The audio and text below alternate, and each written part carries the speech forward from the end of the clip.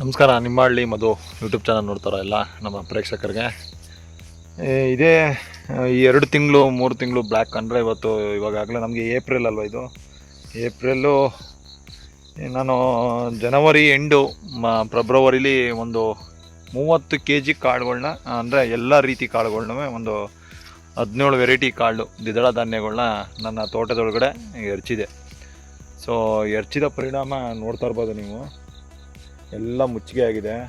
30 kg ಹೋಗಿ ಇವತ್ತು ಒಂದೊಂದು ಗದ್ದೆಲಿ ಕಮ್ಮಿ ಅಂದರು 300 ಇಂದ 400 kg ಗೊಬ್ಬರ, ಅಂದರೆ ಹಸಿರೆಲೆ ಗೊಬ್ಬರ, ಒಂದೊಂದು ಟನ್ನು ಗೊಬ್ಬರ, ಒಂದು ಕಂಪ್ಲೀಟ್ ಇಡೀ ತೋಟದಲ್ಲಿ ಒಂದು 25 ಟನ್ ಗೊಬ್ಬರ ಇವತ್ತು ಸೃಷ್ಟಿಯಾಗಿದೆ. ಕಡಿಮೆ ಖರ್ಚಿನಲ್ಲಿ ಅತ್ಯಂತ ಪ್ಯೂರಿಟಿ ಗೊಬ್ಬರ ನಮ್ಮ ಪ್ರಕೃತಿಲೇ ಆಗುತ್ತೆ. ಅದಕ್ಕೆ ನಿಮಗೂ ಕರೆಕ್ಟಾಗಿ ವಾತಾವರಣ ಸೃಷ್ಟಿ ಮಾಡ್ಕೋಬೇಕು. ನಾನು ಆಗಲೇ ಹೇಳ್ತಾ ಇದ್ದೀನಿ, ಸುಭಾಷ್ ಪಾಳೇಕರ್ ಕೃಷಿಲಿ 4 ತತ್ವಗಳು: ಹೊದಿಕೆ, ತೇವಾಂಶ, ಜೀವಾಮೃತ, ಬೀಜಾಮೃತ.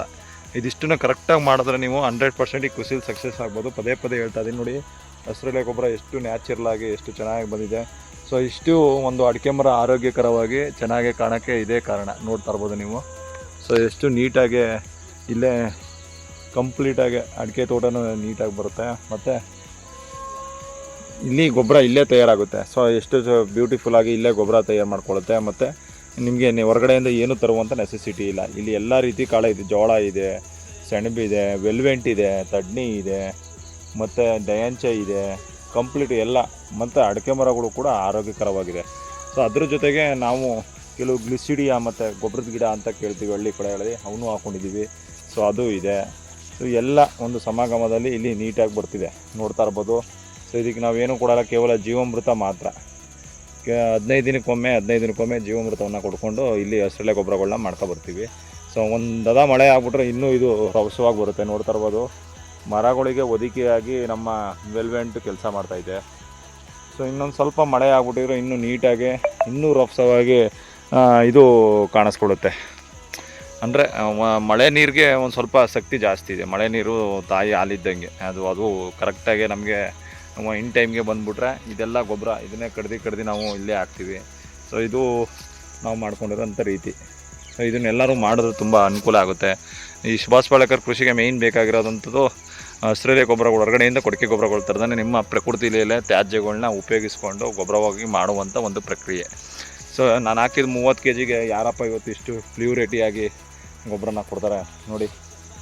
ಇದನ್ನೇನು ಮಾಡ್ತೀನಿ ಅಂದರೆ, ಕೇವಲ ಬ್ರಷ್ ಕಟ್ಟರ್ ಇಟ್ಕೊಂಡು ಬ್ರಷ್ ಕಟ್ಟರಲ್ಲಿ ಇದನ್ನು ಹೊಡೆದು ಅಲ್ಲೇ ಮುಚ್ಚಿಗೆ ಮಾಡ್ತೀವಿ. ಅದು ನೆಕ್ಸ್ಟು ಕಾಳು ಹೊಡೆಯೋಕ್ಕಿಂತ ಕಾಳು ಹಾಕಬೇಕು ಅಂದರೆ ಈಗ ಮಳೆ ಬರುತ್ತೆ ನೋಡ್ಕೊಳ್ಳಿ. ಮುಂಗಾರು ಮಳೆ ಸ್ವಲ್ಪ ಈ ಸಲ ಸರಿಯಾಗಿ ಕೈ ಕೊಟ್ಟಿರೋದ್ರಿಂದ ನಾವು ವೆಂಚರಿ ಮುಖಾಂತರ, ಸ್ಪ್ರಿಂಕ್ಲರ್ ಮುಖಾಂತರ ಇದನ್ನು ಬೆಳೆದಿದ್ದೀವಿ. ಸೊ ಅದೇ ಮುಂಗಾರು ಮಳೆ ಬರೋಂಥ ಟೈಮಲ್ಲಿ ಮಳೆ ಊದ ಮೇಲೆ ಚೆನ್ನಾಗಿ ಮಳೆ ಹುಯ್ತದೆ. ಊದಾಗ ಏನು ಮಾಡ್ತೀನಿ, ಅದ್ರ ಮಾರನೇ ದಿನಕ್ಕೆ ಬ್ರಷ್ ಕಟ್ಟರ್ ಹೊಡೆಯೋಕ್ಕಿಂತ ಮುಂಚೆನೇ ಇದ್ರ ಒಳಗಡೆಗೆ ಗಂಬೂಟು ಸೇಫ್ಟಿ ಶೂಗಳು ಹಾಕ್ಕೊಂಡು ಒಳಗಡೆಗೆ ಕಾಳು ಎರ್ಚ್ಬಿಡ್ತೀವಿ. ಸೊ ಕಾಳು ಎರ್ಚೋದಾಗ ಏನಾಯ್ತದೆ, ಎಲ್ಲ ಅದ್ರ ಮೇಲೆ ಹೋಗಿ ಸೊಪ್ಪೆಲ್ಲ ಮುಚ್ಕೊಳ್ಳುತ್ತೆ, ಮತ್ತು ನೆಕ್ಸ್ಟ್ ಕಾಳು ಬರುತ್ತೆ. ಸೊ ಅಡಿಕೆ ತೋಟದೊಳಗಡೆ ಇದೇ ಗೊಬ್ಬರ. ಸೊ ಇನ್ನೊಂದೆರಡು ಅದ್ರ ಮೇಲೆ ಜೀವಾಮೃತ. ಈ ಜೀವಾಮೃತನ ಬಳಕೆ ಮಾಡಿದ್ರೆ ಕಂಪ್ಲೀಟಾಗಿ ಅದ್ಭುತವಾಗಿ ಮಾಡ್ಬೋದು. ಸೊ ಇದು ಬಿಟ್ಟು ನೀವು ಏನೇ ಮಾತಾಡಿದ್ರು ನಾನು ಒಪ್ಕೊಳ್ಳಲ್ಲ. ಯಾಕಂದರೆ ಪಾಳೇಕರ್ ಪುಸ್ತಕ ನೀವು ಓದಿದ್ರೆ ನಿಮಗೆ ಸತ್ಯಗಳು ಗೊತ್ತಾಗುತ್ತೆ. ಸೊ ಇದನ್ನು ಮಾಡಿದ್ರೆ ಕಂಪ್ಲೀಟು ನಿಮಗೆ ಟೋಟಲಿ ನಿಮಗೆ ಖರ್ಚು ವೆಚ್ಚಗಳು ಏನು ಇವತ್ತು ಉಳುಮೆ ಮಾಡ್ತೀರಾ, ಕೊರಕೆ ಗೊಬ್ಬರಗಳು ಹಾಕ್ತೀರಾ, ಆರ್ಗಾನಿಕ್ ಗೊಬ್ಬರಗಳು ಅದಂತೆ ಇದಂತೆ ಹಾಕ್ಕೊಂಡು ಸುಮ್ಮನೆ ದುಡ್ಡು ವೇಸ್ಟ್ ಮಾಡ್ಕೊಳ್ತೀರಾ. ಸೊ ಇಲ್ಲಿ ಒಂದು 30 kg ಕಾಳಿಗೆ ಎಷ್ಟಾಗ್ಬೋದು ಇವತ್ತು? ಒಂದು 2,000, 2,500, 3,000ನೇ ಹಾಕ್ಕೊಳ್ಳಿ. 3-4 ಸಾವಿರ ರೂಪಾಯಿನ ಕಾಳನ್ನ ಒಂದು ವರ್ಷಕ್ಕೆ 2 ಬಾರಿ ಮಾಡಿ, 8,000 ರೂಪಾಯಿ ವರ್ಷಕ್ಕೆ 2 ಬಾರಿ. ಅದರಲ್ಲೇ ಬಾರ್ಡ್ರುಗಳಲ್ಲಿ ನೀವು ಬಾಳೆಗೊನೆ ಇದು ಹಾಕ್ಕೊಂಡ್ರೆ ಅದರಲ್ಲೇ ಬರುತ್ತೆ ದುಡ್ಡು ಇದು. ಸೊ ಅದು ಮಾಡ್ಕೊಂಡ್ರೆ ಜೀವಾಮೃತ ನೋಡಿ, ಎಲ್ಲ ಹಸಿರೆಲೆ ಗೊಬ್ಬರಗಳು ಎಷ್ಟು ಚೆನ್ನಾಗಿದೆ. ಸೊ ಹಿಂಗೆ ಮಾಡ್ಕೊಂಬಂದರೆ ಕಂಪ್ಲೀಟಾಗಿ ನೀವು ಜೀವನವೂ ಚೆನ್ನಾಗಿರುತ್ತೆ, ನೀವು ಖುಷಿಯಾಗಿರ್ತೀರ. ಎಲ್ಲದಕ್ಕಿಂತ ಹೆಚ್ಚಾಗಿ ಒಂದು ನಾಟಿ ಹಸು ನಿಮ್ಮ ಮನೇಲಿರಬೇಕು. ಸೊ ಇಷ್ಟು ಮಾಡಿಕೊಂಡು ನೆಮ್ಮದಿಯಾಗಿ ಜೀವನ ಮಾಡ್ಕೊಬನ್ನಿ. ಸುಮ್ಮನೆ ಅನಾವಶ್ಯಕವಾಗಿ ಖರ್ಚು ಮಾಡಿಕೊಂಡು ರೈತರುಗಳು ಇವತ್ತು. ಆಮೇಲೆ ಇನ್ನೊಂದೇನೆಂದರೆ, ಮಳೆ ಅತ್ಯಂತ ಕಡಿಮೆ ಅವಧಿಯಲ್ಲಿ ಮಳೆ ಆದರೂ ಕೂಡ ನಿಮ್ಮ ಭೂಮಿ ತಡೀತದೆ ತೇವಾಂಶನ. ಏನೋ ತೇವಾಂಶ ತಡೆದ್ರೆ ನಿಮಗೆ ಅಲ್ಲೇ ಗೆದ್ರಿ. ಅತ್ಯಂತ ಕಡಿಮೆ ನೀರಿನಲ್ಲಿ ಬರುತ್ತೆ, ಯಾಕಂದರೆ ಮುಚ್ಚಿಗೆ ಇರುತ್ತೆ. ಇಲ್ಲೆಲ್ಲ ನೋಡಿ ಬೇಸಿಗೆಯಲ್ಲಿ ಎಷ್ಟು ಚೆನ್ನಾಗಿ ಮುಚ್ಚಿಗೆ ಇದೆ, ಹೊದಿಕೆ ಇದೆ. ನಾನು ಇಡೀ ತೋಟದಲ್ಲಿ ಕಾಣ್ತಿದೆಯಾ? ಸೊ ಅದಕ್ಕೆ ನಿಮಗೆ ಪದೇ ಹೇಳ್ತಾ ಇರ್ತೀನಿ, ಹೊದಿಕೆನ ಮಾಡ್ಕೊಂಬಂದರೆ ಈ ಬೇಸಿಗೆ ಈಗ 36-40 ಡಿಗ್ರಿ ಗಂಟು ಟೆಂಪ್ರೇಚರ್ ಹೋಗ್ತೈತೆ.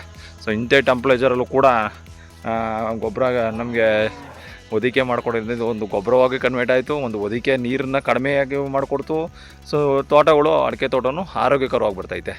ಸೊ ಈ ದಿಟ್ಟಿನಲ್ಲಿ ನಾನು ವರ್ಕ್ ಮಾಡ್ತಾಯಿದ್ದೀನಿ. ನನ್ನ ಜೊತೆ ನೀವು ಕೈ ಜೋಡಿಸಿ ನಾಟಿ ಹಸುಗಳು ಸಾಕಿ. ನಾಟಿ ಹಸುಗಳು ವೆರಿ ಇಂಪಾರ್ಟೆಂಟ್ ಇದರಲ್ಲಿ. ನಾನು ಕೂಡ 2 ನಾಟಿ ಹಸು ಸಾಕಿದ್ದೀನಿ. ಸೊ ಅದು ನಿಮ್ಗೆ ತೋರಿಸ್ತೀನಿ ಕೂಡ. ಇದು ನೋಡಿ ನಮ್ಮನೆ ನಾಟಿ ಹಸುಗಳು.